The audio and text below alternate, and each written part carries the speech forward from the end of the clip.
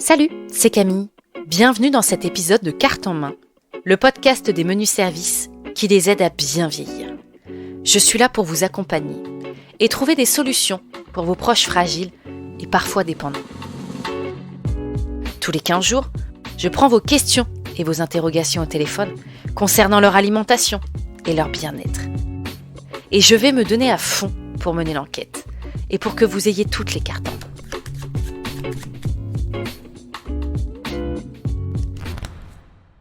J'ai reçu une note vocale tôt ce matin.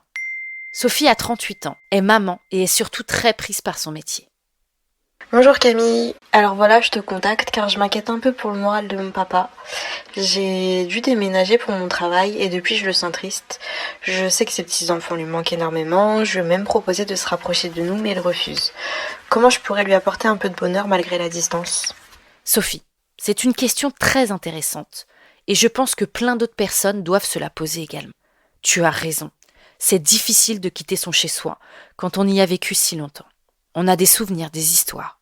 Et un déménagement pourrait perturber ton papa. Moi, j'ai déménagé il y a quelques mois et ça a été bien compliqué. Il y avait des cartons partout pendant des semaines. Et le plus dur, ça a été de faire la vaisselle dans la douche pendant les travaux. J'en pouvais plus. Bon, dans mes précédentes enquêtes, je vous ai donné toutes les cartes en main pour garder nos seniors dans leur cocon. Maintenant, à moi de jouer. Je vais trouver des solutions pour agrémenter leur quotidien de petits plaisirs. Je sais qui va pouvoir m'aider. Non, pas Google. Mon voisin Michel que j'adore. Il a 82 ans. J'ai l'habitude de lui rendre quelques services. Et en échange, j'ai le droit à une petite boutade. Il va m'aider à en savoir plus sur le bonheur.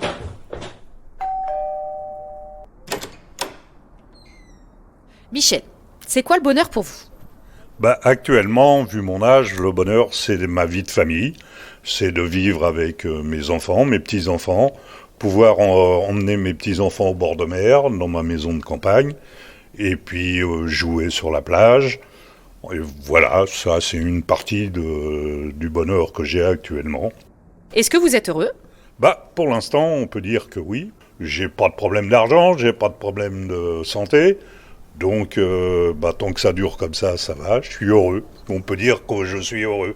Est-ce que vous pensez à quelque chose que vous pourriez faire ou qui serait fait et qui participerait à votre bonheur quotidien ? Alors actuellement, j'ai quelques problèmes avec les nouvelles techniques, comme on dit. Vu mon âge, j'ai pas été tellement initié à l'informatique. Donc, je dois avouer que quand j'ai pas ma famille avec moi et mes jeunes enfants pour m'aider, je suis un peu perdu, largué, comme on dit. Mais à part ça, il me faudrait juste être un peu accompagné dans ce genre de choses. Et puis, ne pas être seul, ça c'est un problème de la vieillesse. J'aimerais bien être accompagné en cas de problème. Voilà. Merci Michel.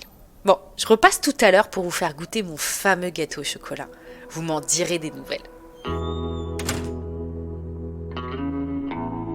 Bon, ce qui manque le plus, c'est le lien. Communiquer.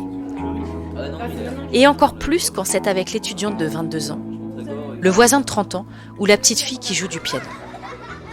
C'est aussi important pour nous, car ce sont ces échanges qui rapprochent nos générations. C'est drôle cette coïncidence. Il y a peu de temps, j'ai assisté à un webinaire sur l'intergénérationnel, où j'ai pu découvrir Mélanie Slufsik. Elle aide à mettre en place le logement partagé. Tiens, je vais lui passer un coup de fil. Bonjour Mélanie, pouvez-vous nous présenter Colibri Intergénération et sa vocation ? Avec plaisir. Donc Colibri Intergénération, c'est le premier site internet dédié à la cohabitation intergénérationnelle qui propose finalement une digitalisation du service et un matching des affinités. Comment est né Colibri Intergénération ? C'est lorsque moi j'ai galéré en tant qu'étudiante à Bordeaux à trouver un appartement et quelques années après, en échangeant autour de la table avec des anciennes étudiantes amies, on s'est rendu compte que mon problème c'était le même qu'à Lyon, Paris, Marseille. Et je me suis dit, tiens, bizarrement, la pénurie de logements étudiants, elle passe pas avec le temps, bien au contraire. Et puis quelques années après, j'ai malheureusement perdu mon grand-père et ma grand-mère s'est retrouvée seule dans une très grande maison. Et la décision finalement de la famille naturelle, qui s'impose souvent à beaucoup, c'était le départ en maison de retraite. Et sur le papier, je me suis dit, on a une pénurie de logements étudiants, on a des personnes âgées qui ont des grandes maisons et qui veulent rester vieillir chez eux. Comment faire pour répondre à ces deux problématiques? Et j'ai trouvé dans le concept de cohabitation intergénérationnelle finalement la bonne réponse. Quels sont les profils des personnes qui font appel à la cohabitation intergénérationnelle? Que viennent-ils chercher? Quels sont leurs besoins? Alors, les profils, il y en a deux, parce qu'il y a un binôme. Donc, il y a des jeunes étudiants de moins de 30 ans qui veulent vivre au plus près de leur centre de formation et qui ont envie de rendre service à quelqu'un d'autre et d'apporter de la présence et d'avoir un loyer moins cher. Et puis, en face, on a des personnes de plus de 60 ans retraitées qui sont autonomes et qui ont une chambre de disponible qui peut être louée. Et qui plus est, ont envie un peu de s'arrondir un petit peu les fins de mois, faut avoir l'honnêteté de le dire aussi, et qui ont une envie d'avoir quelqu'un à leur côté, surtout le soir quand la nuit arrive, l'hiver quand c'est difficile. Donc voilà, c'est la notion de présence est un élément clé de la relation attendue par le concept de cohabitation intergénérationnelle. On a juste mis en avant ces valeurs qu'on défendait dans notre quotidien. C'est vraiment super comme concept. Merci Mélanie pour toutes ces informations. Le logement partagé permet une présence quotidienne au sein de son domicile. C'est une opportunité pour les jeunes et ça valorise la place de la personne âgée qui se sent encore utile. C'est exactement ce qui pourrait correspondre au père de Sophie.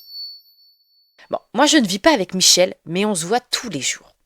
D'ailleurs, hier il m'a parlé d'une association qui aide à se former aux nouvelles technologies et grâce à ça, il peut prendre des nouvelles de ses nombreux petits-enfants via les réseaux sociaux. C'est vraiment chouette. Tiens, d'ailleurs, ça fait longtemps que je n'ai pas fait une petite recherche internet. Ça m'a trop manqué. Bon allez, go sur le site du CCS, Centre communal d'action sociale. Je vais voir ce qu'il propose pour nos seniors. Ah, voilà. Une formation au numérique, animée par les jeunes. C'est pas mal comme concept. Oh, super! Des rencontres entre les maternelles et les seniors sont organisées afin qu'ils leur fassent la lecture. Avec les enfants de primaire, c'est du jardinage. Et il est aussi possible que les différentes générations soient réunies pour prendre leur repas dans la même cantine. Il n'y a vraiment pas de quoi s'ennuyer. Sophie, j'espère qu'avec toutes ces idées, ton papa va trouver son bonheur. Moi, je crois que je vais m'y mettre aussi. J'ai bien besoin de quelques conseils de jardinage, d'une personne expérimentée. Car c'est pas Fifi qui m'aide beaucoup. Bien au contraire, il me ruine tout. Si vous aussi vous avez des questions, n'hésitez pas à me les poser sur notre page Facebook, les menus services entre parenthèses officiels. Vous pouvez également donner votre avis ou me partager votre expérience en commentaire. En attendant de vous lire, je vous dis à dans 15 jours et d'ici là, prenez bien soin de vous.